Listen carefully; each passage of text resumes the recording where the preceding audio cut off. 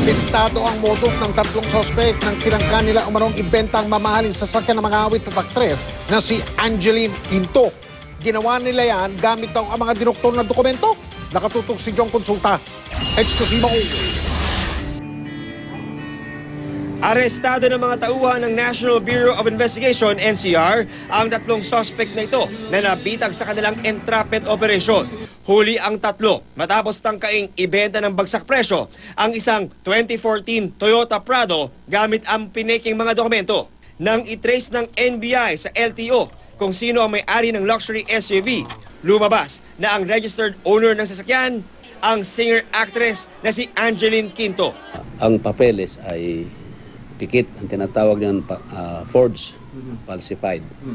Nung binerify natin yung certificate of registration at saka original receipt ng ibinebentang Land Cruiser, hindi naman ito totoo. Ayon sa NBI, ibabalik na raw sana ni Quinto ang kanyang hinuhulugang SUV sa binilhang car dealer. Pero inalok na bilhin na lang ng isang agent at nauwi sa pirmahan ng isang open deed of sale.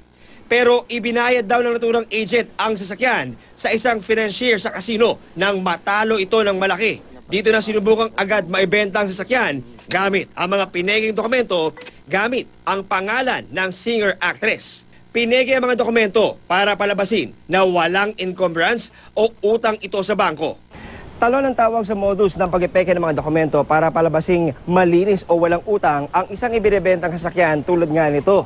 Dahil sa patuloy na pagtaas ng ganitong klase ng insidente, hindi nagsasawang NBI sa pagbibigay ng babala. Hindi, wag padalos-dalos. Hindi basta kumakagat.